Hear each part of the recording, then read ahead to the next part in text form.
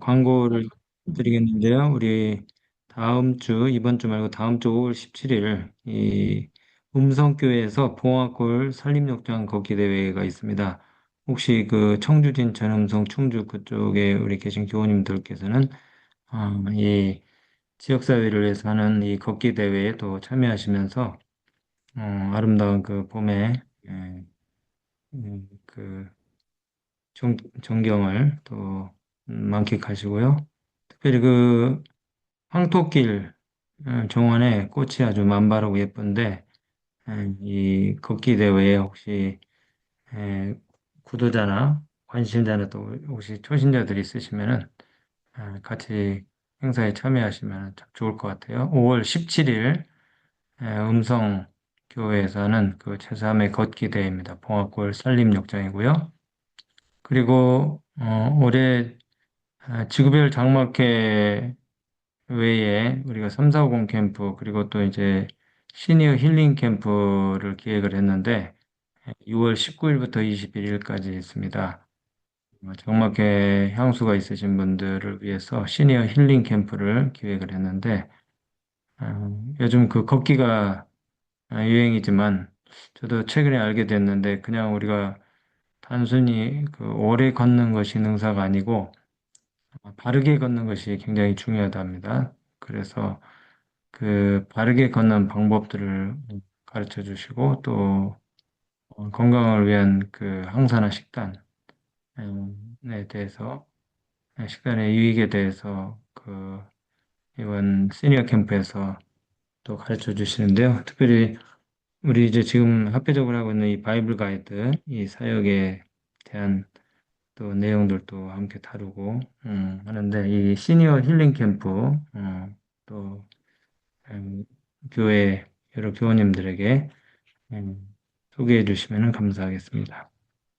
오늘은 255쪽 그리스도의 후계자입니다. 255쪽 그리스도의 후계자.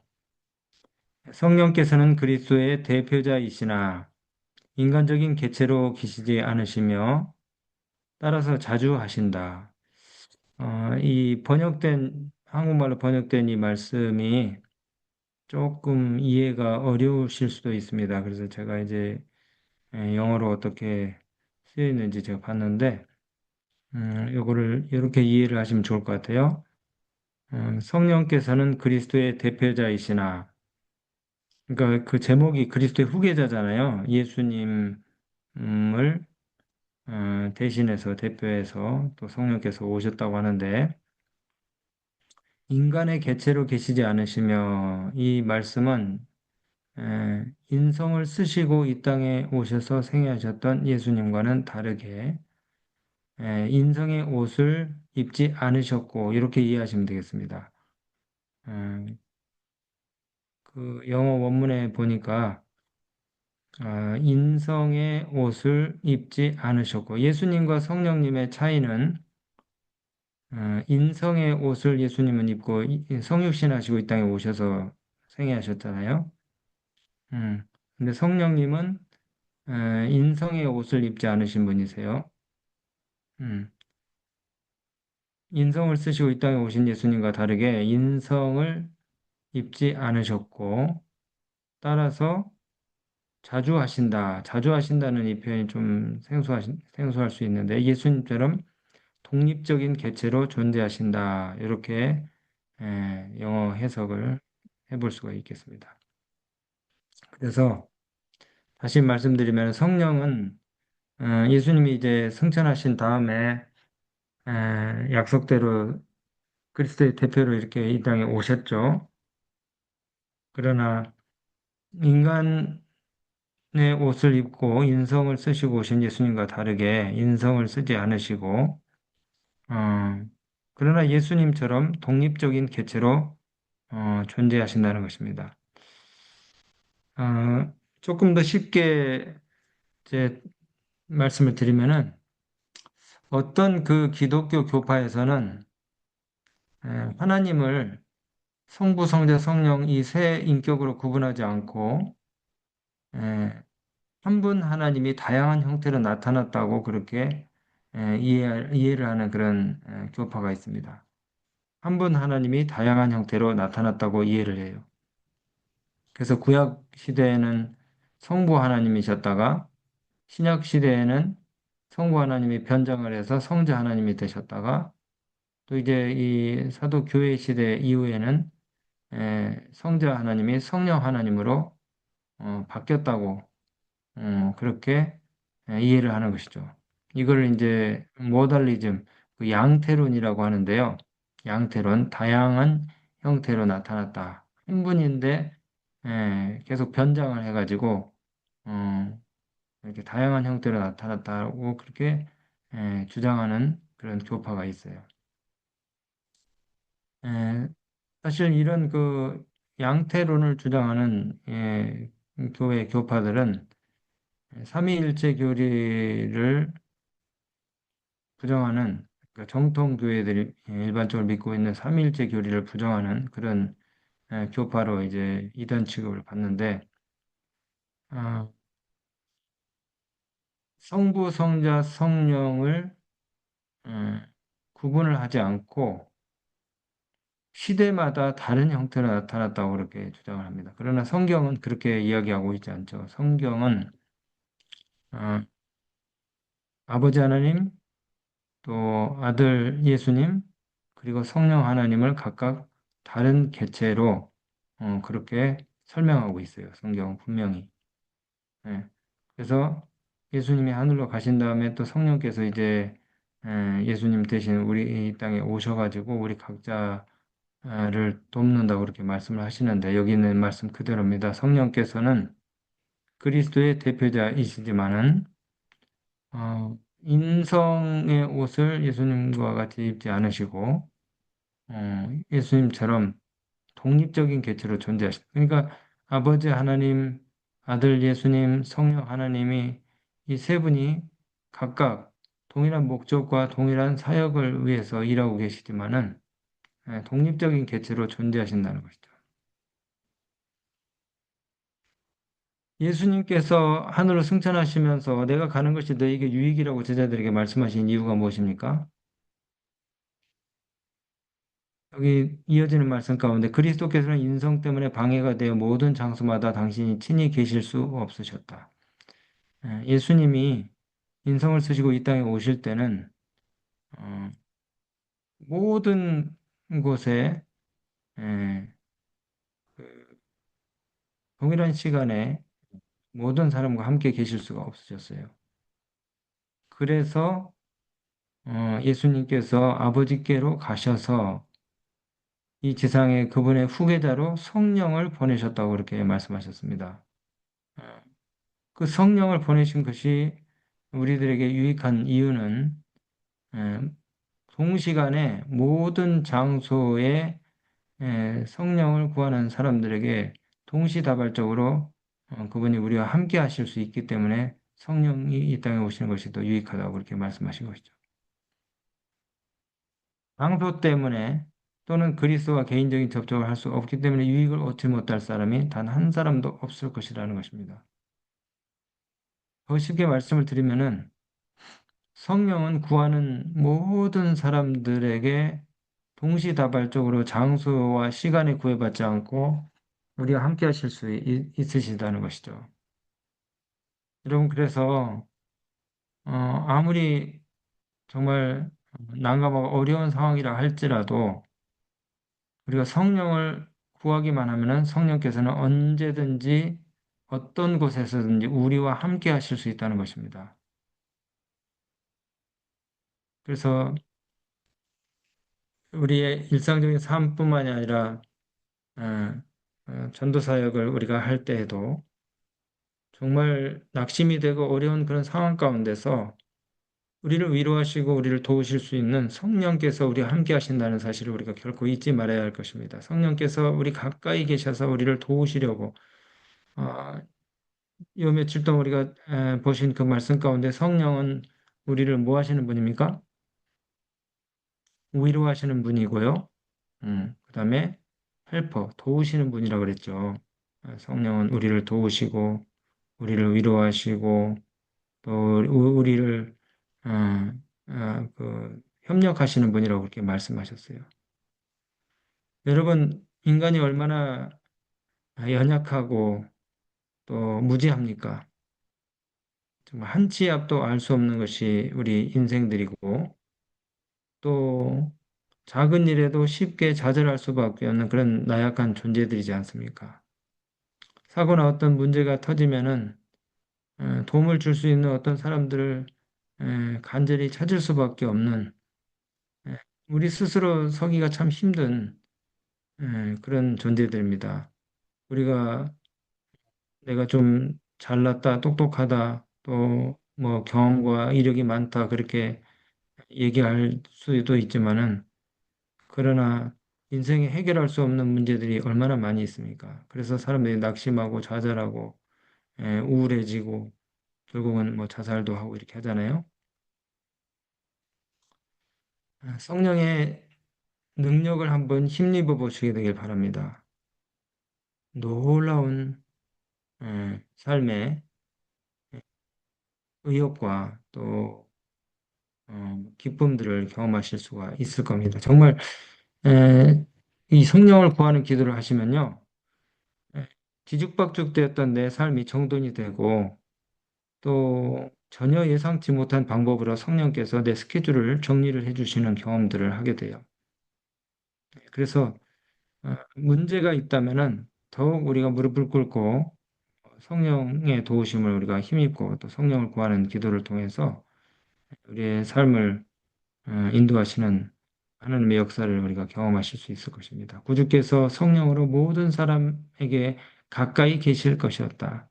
더욱이 우리가 전도를 하려고 하는 사람들이 마음의 변화가 없고 또 거절을 하고 냉담하고 또 무관심하는 것처럼 그렇게 보일 때에 우리가 성령을 구하는 기도를 더 세게 열심히 하게 되면은 어떤 역사가 일어날지 우리는 감히 에, 추측할 수가 없을 정도로 그런 놀라운 역사들을 준비하고 계셔요. 구주께서 성령으로 모든 사람에게 가까이 계실 것이었다. 이런 점에서 예수께서는 당신이 승천하시지 않는 것보다 그들에게 더 가까이 계실 것이었다. 그러니까 예수님이 가시면서 성령님께 바톤 체인지를 해주신 것은 정말 더 복되고 유익한 일이죠. 예수님께서는 우리의 모본이 되셔서 이 땅에서 어, 성육신을 하셔가지고 큰 봉사를 하셨지만은 이제 또 더 큰 은혜와 축복을 위해서 하늘로 가시면서 이 바톤을 성령님께 주고 가셨는데 그것 역시 우리에게 더 큰 은혜와 또 축복이 되는 것이죠. 왜냐하면은 성령께서는 동시다발적으로 어느 곳에서나 어느 때에나 우리에게 에, 유익을 주시기 위해서 우리와 함께 하실 수 있는 분이기 때문에 그런 것이죠. 256쪽입니다. 태초부터 있었던 성령의 역사. 성령의 역사가 신약 성경에만 나온다고 착각하는 사람도 있어요. 그런데 구약 성경에 성령의 임재가 언급된 에, 그, 그 성경 구절들과 또 그 성령의 임재를 경험했던 주요 인물들의 이야기가 많이 나옵니다. 태초부터 하나님께서는 타락한 인류를 위한 당신의 목적을 성취시키는 일에 인간 도구들을 통하여 당신의 성령으로 역사해 오셨다. 그러니까 이 그리스도인 선교봉사 이 책이 에, 단순히 선교를 하라고 요구하는 그런 내용만 있는 것이 아니고 여기 우리가 지금 살펴보는 것처럼 우리 교회의 기둥교리, 기둥교리들이 여기 다 담겨 있네요. 성령의 그 역사에 대해서 기록을 하시면서 성령론을 우리 가르치고 계시는데 태초부터 하나님께서는 타락한 인류를 위한 당신의 목적을 성취시키는 일에 인간 도구들을 통하여 당신의 성령으로 역사해 오셨다. 그러니까 신약 시대에만 성령의 역사가 있었던 것이 아니고 구약의 구조들의 생애 속에 이미 나타났다고 말씀하십니다. 또한 하나님께서는 모세 시대의 광야 교회에게 당신의 선한 신을 주사 저희를 가르치셨다. 느헤미야 9장 20절 당신의 선한 신. 예, 이 구약 성경에는 영 그리고 신으로 이렇게 표현이 자주 되고 있는데요. 히브리어로 루아흐 그리고 그분은 사도 시대의 성령의 역사를 통하여 당신의 교회를 위하여 능력 있게 일하셨다. 뭐 당연하죠. 신약 성경의 성령의 역사는 우리가 사도행전에 많이 나오니까요. 그러나 부조들을 붙드시고 갈렙과 여호수에게 믿음과 용기를 주시고 이게 바로 이 구약 성경의 성령의 임재가 언급된 주요 인물들의 이야기입니다. 창세기 41장 38절에 요셉 이야기가 나오죠. 바로가 이와 같이 하나님의 영에 감동된 사람을, 하나님의 영에 감동된 사람을, 여기 하나님의 영이라고 했을 때에 이 루아흐, 이것이 바로 이제 성령을 가리키는 것입니다. 하나님의 영에 감동된 사람을 우리가 어찌 찾을 수 있으리요? 하면서 이 요셉 안에 성령이 있었음을 인정하는 것 같은 내용이고요. 민수기 27장 18절에도 여호와께서 모세에게 이르시되 눈의 아들 여호수아는 그 안에 영이 머무는 자니 너는 데려다가 그에게 안수하고 모세에게 하신 말씀인데요. 여호수아의 속에 하나님의 영, 성령께서 역사하고 계신다는 그런 내용입니다. 여기도 루아흐라고 하는 히브리어가 사용이 됐어요. 성령을 지칭하는 욥기 32장 8절에도 그러나 사람의 속에는 영이 있고 이것도 성령을 가리키죠. 전능자의 숨결이 사람에게 깨달음을 주시나니. 다니엘서 4장 88절 그 후에 다니엘이 내 앞에 들어왔으니 그는 내 신의 이름을 4장 18절입니다. 그는 내 신의 이름을 따라 벨드사사를 이름한 자여 그의 안에는 거룩한 신들의 영이 있는 자라. 다니엘서에는 여러 번 5장 11절과 14절에 신들의 영이라는 표현이 나옵니다. 신들의 영. 느부갓네살 왕이 다니엘 속에 성령이 있다는 표현을 하면서 신들의 영이 이 사사기에도 여호와의 영이 임하셨다는 그런 표현이 나오고요. 또 이제 사무엘상에도 어, 여호와의 영이 다윗에게 크게 임했다. 또 사울에게 크게 임했다라는 그런 표현들이 나옵니다. 또 열왕기 하에도 엘리야의 영이 엘리사에게 임했다 그랬는데 여기 성령 엘리야의 성령이 엘리사에게 임했다고 그렇게 표현하는 내용들도 나오고요. 어저께 우리가 보았던 에스겔서에도 여호와의 영 성령의 임재가 직접적으로 표현되는 그런 구절들이 나옵니다. 사도시대의 교회 사업을 효과 있게 만드신 동일한 능력이 그 후에 모든 시대마다 하나님의 충실한 자녀들을 붙들어 주었다. 암흑시대 동안 walden스의 그리스도인들은 성령의 능력을 통하여 종교개혁의 길을 준비하였다. 그 동일한 능력으로 고상한 남녀들이 현대 선교지를 설립하고 모든 국가와 민족들의 언어와 방언으로 성경을 번역하는 개척 사업에 성공하였다. 그러니까 성령의 역사와 임재와 능력이 구약 시대뿐만이 아니라 신약 시대에도 있었고요. 그다음에 지금 여기 이제 이 말씀 가운데 보면은 어, 교회 시대를 거쳐서 중세 암흑 시대에도 성령의 능력이 계속해서 역사해 왔다는 사실을 이야기하고 있어요.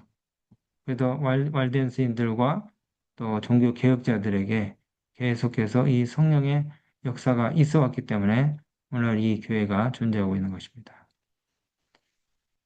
사랑의 아버지 하나님, 오늘 아침에 약속하신 성령을 우리 각자의 심령 가운데 불어넣어 주시고 초대교회에 또 구약시대에 그리고 또 신약시대에 하나님의 종들과 함께 하셨던 그 성령의 역사가 오늘 우리 각자의 또 삶 속에 임하시기를 간절히 기도드립니다.